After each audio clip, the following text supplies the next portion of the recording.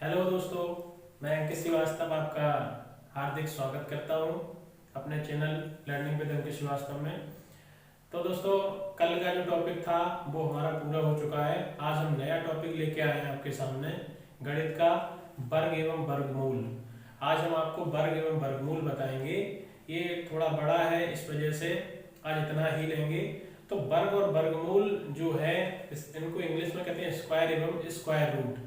मैं क्या है कि आपका ज़्यादा समय बर्बाद नहीं करना चाहता हूँ, इसलिए सीधा अपने टॉपिक पे आ जाता हूँ, इधर उधर की बातें नहीं करता हूँ। बस इतना जरूर रिक्वेस्ट करूंगा कि अगर आपको पसंद आ रहा है वीडियो तो लाइक सब्सक्राइब शेयर जरूर करें।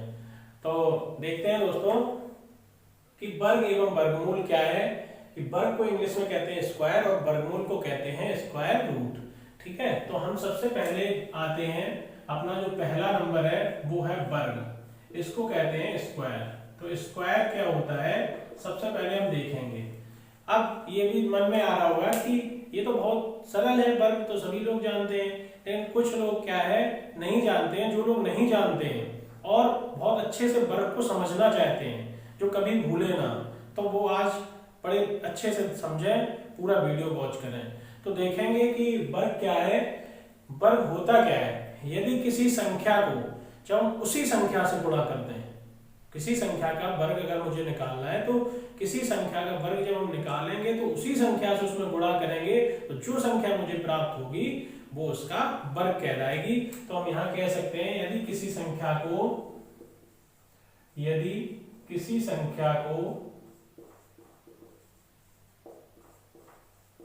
उसी संख्या से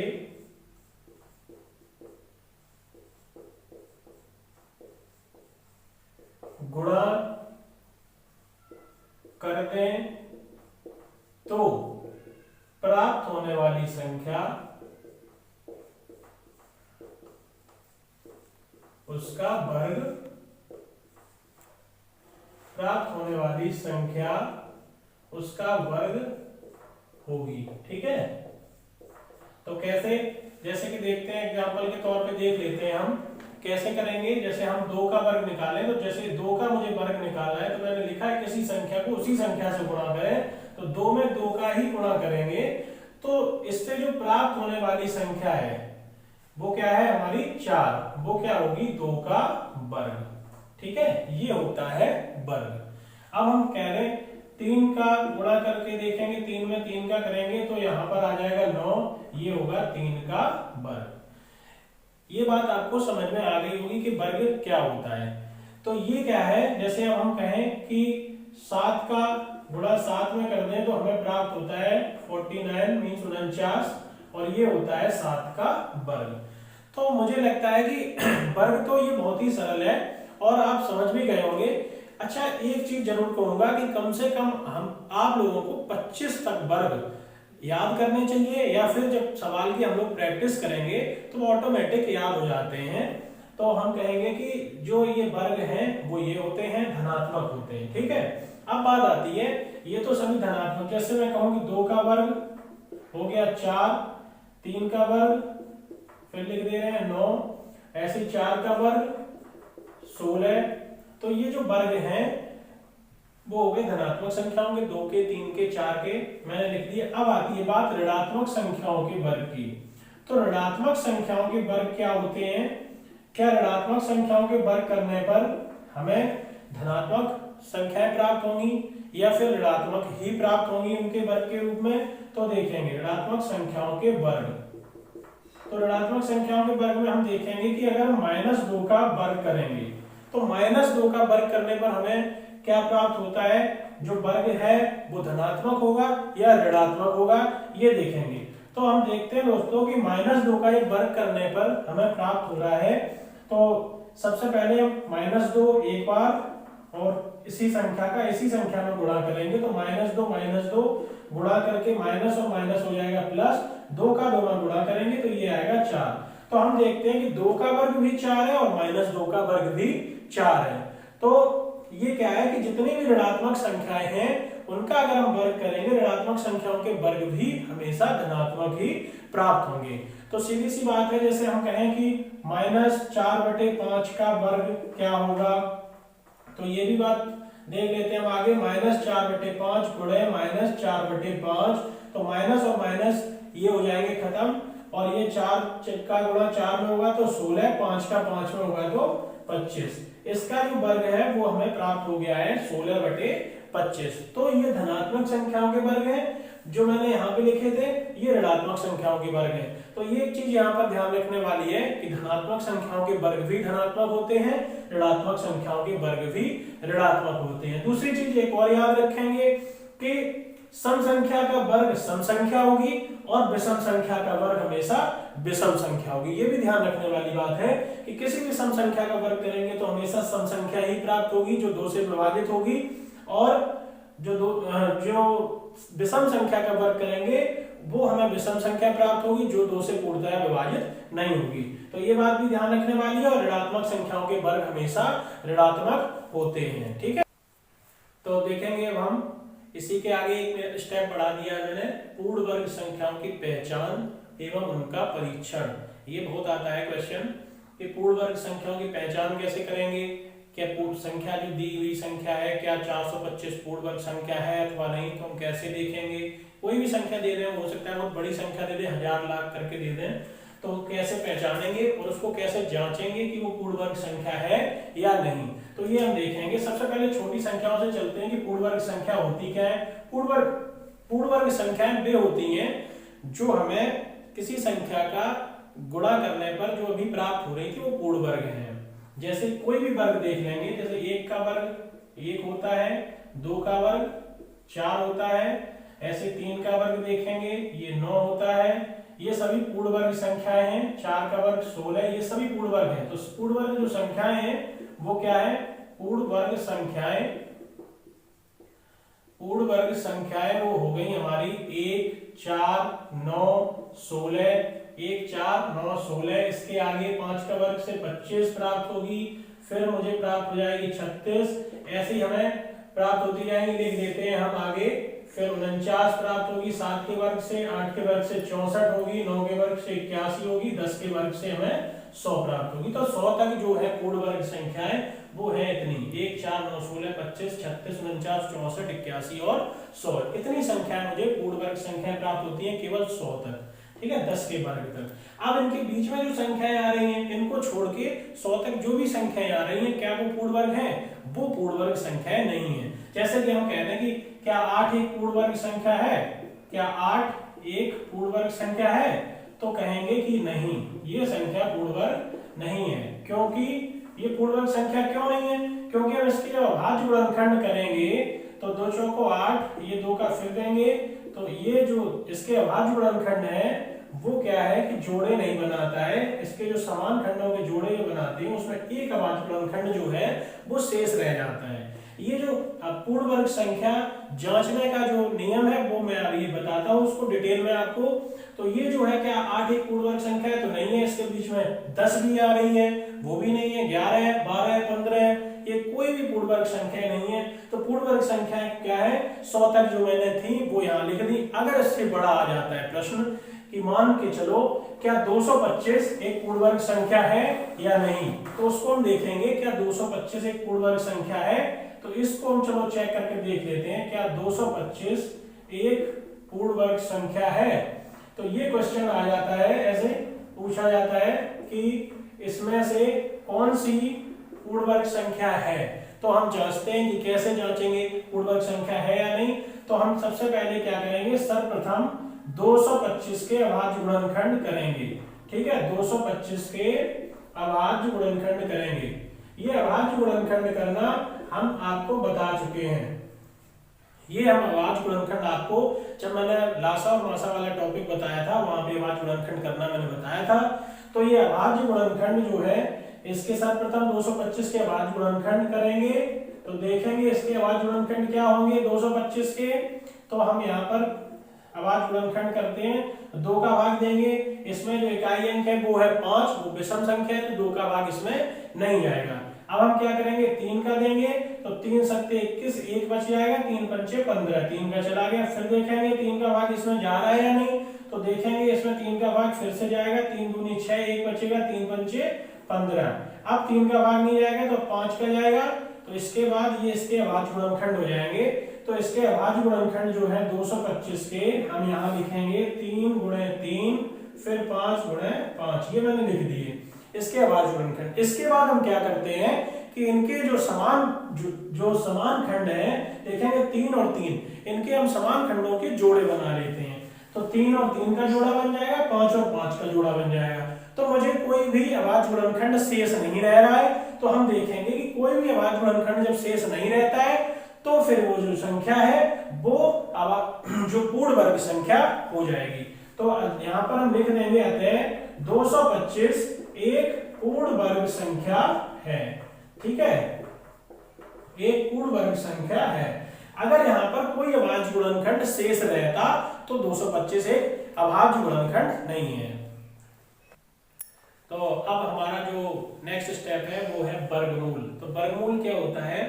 वर्गमूल हम देखेंगे कि वर्गमूल जब निकालते हैं किसी संख्या का, तो हम देखते हैं कि वर्गमूल में निकालने के लिए हमें क्या चाहिए, वर्ग का जो प्रतिलोम होता है उसको हम वर्गमूल कहते हैं। जैसे गुणा का प्रतिलोम क्या होता है, भाग, और जोड़ का प्रतिलोम क्या होता है, घटाना। घटाना का जोड़, जोड़ का घटाना, भाग का गुणा, गुणा का भाग। ऐसी वर्ग का प्रतिलोम होता है वर्गमूल, और वर्गमूल का प्रतिलोम होता है वर्ग। तो हम देखते हैं यहाँ वर्गमूल क्या होता है। अब यहाँ पे बात आती है, हमें बताया था जैसे कि अगर 5 का वर्ग 25 है तो 25 का जो वर्गमूल होगा वो 5 होगा।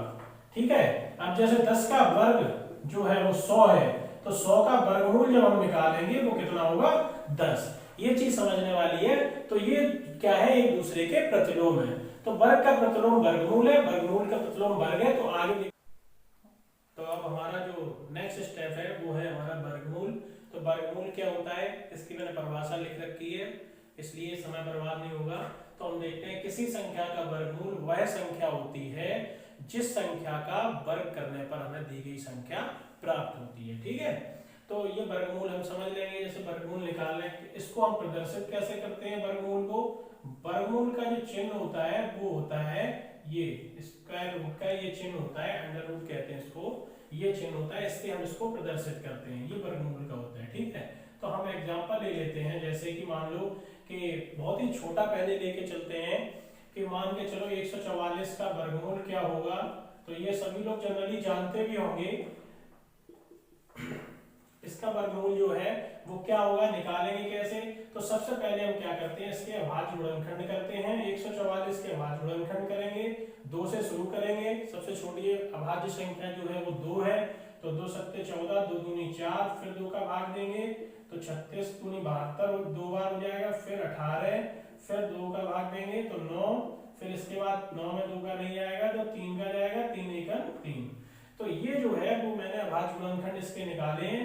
तो 144 के जो अभाज्य गुणनखंड जो वर्गमूल मुझे निकालना है तो वो क्या हो जाएंगे, इसके अभाज्य गुणनखंड वो हम लिख देते हैं यहाँ पर 2 गुणे 2 गुणे 2 गुणे 2 गुणे 3 गुणे 3। अब इसके बाद हम क्या करते हैं, इनके जो जोड़े बनाते हैं, इनके ऊपर बड़ी रेखा खींचते हैं, ऐसे जोड़े बना देते हैं। एक जोड़ा ये बन गया, एक ये, एक ये। अब इस जोड़े से इन जो मैंने जोड़े बना रखे हैं इनसे हम एक एक संख्या लिख लेते हैं बाहर। तो इस जोड़े से मैंने एक संख्या ये लिख दी, दूसरे जोड़े से मैंने एक संख्या ये लिख दी, और तीसरे जोड़े से मैंने एक संख्या ये लिख दी। तो इनका जो गुणा करेंगे जो हमें प्राप्त होगा 2 दूनी 4, 4 तिया 12। तो ये जो 144 का जो वर्गमूल होगा वो होगा 12। ठीक है, तो ये जो है वर्गमूल निकालने का एक तरीका है अभाज्य गुणनखंड विधि से। तो वर्गमूल भी 2 विधियों से निकाला जाता है। पहली होती है अभाज्य गुणनखंड विधि, दूसरी होती है भाग विधि। यदि वर्गमूल सरल दिया है तो हम उसको अभाज्य गुणनखंड विधि से निकाल सकते हैं। अगर वर्गमूल 1000, लाख, 10 लाख, करोड़ में दिया है तो हम उसको कैसे निकालेंगे, वो होती है हमारी भाग विधि से, वो सरल पड़ता है निकालने में। तो ये जो है वो हमारी है भाग विधि, अभाज्य गुणनखंड विधि। इसमें हम एक संख्या का और आपको बताना चाह रहे हैं। जैसे मान लो यहाँ पर 576 लेते हैं, तो 576 का जैसे वर्गमूल हम निकालना चाह रहे हैं तो ये कैसे निकालेंगे, तो 576 के हम अभाज्य गुणनखंड करेंगे। तो हम यहाँ से 2 से भाग देंगे, 2 दूनी 4, यहाँ पर देखेंगे 1 बच गया, 2 अट्ठे 16, फिर भी 2 अट्ठे 16। ठीक है, फिर 2 का भाग देंगे तो 2 एकम 2, 2 चौको 8, 2 चौको 8, फिर देंगे 2 का भाग तो 2 सत्ते 14, फिर वहीं पे पहुंच गए हम लोग। फिर 2 का तो 36। ऐसे हम जब तक 2 का भाग इसमें जाता रहेगा तब तक हम देते रहेंगे। अब उसमें 3 का भाग जाएगा तो ये भी करके हमने यहाँ पे, अब इसके जो अभाज्य गुणनखंड है वो हम लिखेंगे यहाँ पर। तो 576 का जो हम वर्गमूल निकाल रहे हैं तो इसके अभाज्य गुणनखंड जो हम लिखेंगे वो ये रहे। तो हम देखते हैं कि 576 के जो 1 2 4 तो 6 बार तो 2 है तो हम यहाँ पर लिख देंगे। इसके बाद 3 है 2 बार। तो अब हम क्या करते हैं, जब इसके गुणनखंड अभाज्य मुझे प्राप्त हो जाते हैं तो हम इन पर जो समान खंडों के जोड़े बना लेते हैं। ये समान खंड का एक जोड़ा बना दिया, एक समान खंड का ये जोड़ा बना दिया, एक समान खंड का ये जोड़ा बन गया, ये 3 3 का समान खंड हो गया तो इसका जोड़ा ये बना दिया। तो ये जोड़े बन जाते हैं। फिर हम इसमें से एक एक संख्या को जोड़े से बाहर ले लेते हैं। तो 2 से 1 इस जोड़े से बाहर, 1 इस जोड़े से बाहर, 1 इस जोड़े से, 1 ये। तो अब हम इनका गुणा करने पर जो हमें संख्या प्राप्त होगी वो हमारा 576 का वर्गमूल होगा। तो हम गुणा करेंगे, 2 का 2 में 4, 4 दूनी 8, 8 तिया 24। तो ये 24 जो है वो हमारा 576 का वर्गमूल है। तो वर्गमूल निकालना अभाज्य गुणनखंड विधि से ऐसे निकालते हैं। इसके आगे हम आपको भाग विधि बताते हैं, ठीक है। तो अब अपने सवाल लिख रखा है अगला एग्जांपल के तौर पे 11449 का वर्गमूल भाग विधि से। अब अभाज्य गुणनखंड विधि आपको समझ आ गई है तो हम देखते हैं कि भाग विधि क्या होती है। भाग विधि और सरल होती है, बस समझने का इसमें एक समझने का वो है, प्रैक्टिस करने का। अपना प्रैक्टिस करेंगे और समझेंगे अच्छे से तो जरूर कर लेंगे। भाग विधि बहुत सरल होती है। तो 11449 का हम वर्गमूल निकालेंगे भाग विधि से। तो अब देखेंगे इसको निकालने का तरीका क्या है। सबसे पहले हम क्या करते हैं कि इकाई अंक से हम इसमें पड़ी रेखा जोड़े के रूप में खींचते हैं। तो इकाई अंक से हम खींचेंगे जोड़ा बना के, एक मैंने रेखा ये खींच दी, दोबारा देखेंगे एक जोड़ा ये बना दिया, अब बचा हमारा 1। तो इस 1 पर भी हम रेखा खींच देते हैं, ठीक है। तो इसके बाद हम क्या करेंगे, जब जोड़ा नहीं बन रहा है तब भी रेखा खींच देंगे, बशर्ते बाद में इकाई अंक से शुरू करेंगे तब जोड़ा बनाते हुए ही चलेंगे। तो अब हम क्या करेंगे, ये जो 1 है पहला, इसके एक इसमें कोई जोड़ा नहीं बनाया, ये अकेली एक संख्या मिली है मुझे यहाँ पे। तो हम देखेंगे 1 से 9 तक के जो वर्ग हैं वो देखेंगे कि 1 से बड़ा ना हो, मतलब 1 के बराबर हो या 1 से कम हो, बड़ा नहीं होना चाहिए। तो ऐसा तो कोई भी एक ही वर्ग है वो है 1 का।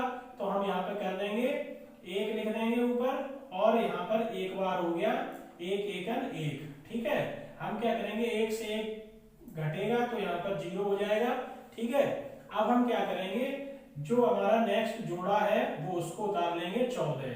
अब ये जो 1 बार हुआ था इसका भाग, तो हम एक ही बार इसमें 1 जोड़ेंगे, वही संख्या जोड़ देते हैं तो यहाँ जोड़ के आ जाती है 2। बड़े ध्यान से देखना है, यहाँ पर जोड़ के वही 2 आ जाते हैं। अब हम देखेंगे इस 0 को मिटा देते हैं सुविधा के लिए, क्योंकि 1 से 1 घटाया तो यहाँ कुछ नहीं बचा, ठीक है। अगला जोड़ा मैंने उतार दिया 14।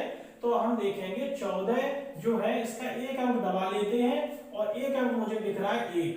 तो अब हम 1 में 2 का भाग देंगे तो देखेंगे कि 2 का भाग 1 में नहीं जाता है। 2 का भाग 1 में नहीं जाएगा तो हम क्या करेंगे कि अब हम 2 का भाग 1 में नहीं जाएगा तो यहाँ 0 बार जाएगा, यहाँ भी 0 बार जाएगा, तो हम यहाँ पर 0 लिख देंगे, ठीक है। अगला अंक जब हम उतारेंगे अपना जोड़ा तब हम देखेंगे कि 49 जो अगला जोड़ा है वो मैंने उतार लिया यहाँ पर। तो अब भाग देखेंगे जाके, 2 अंक इसके दबा लेते हैं, 2 अंक। अब 2 का भाग 14 में कितनी बार जाएगा, 7 बार जाता है। तो 2 सत्ते 14, तो 7 यहाँ भी लिखेंगे, 7 यहाँ भी लिखेंगे। तो अब हम 7 का गुणा इसमें करेंगे पूरे में, तो 7 सत्ते 49, हासिल इसमें लग जाएगी 4, तो 4 लिख दिए मैंने 0 की जगह, यहाँ पे 4 आ जाएगा, 0 में गुणा करेंगे तो फिर 0 हो जाएगा, और हासिल हमारी यहाँ आ जाएगी 7 दूनी 14। तो ये हमारा क्या है कि पूरा पूरा कट गया है, कुछ भी नहीं शेष बचा है। तो इसका जो वर्गमूल है 11449 का जो वर्गमूल आता है वो है हमारा 107।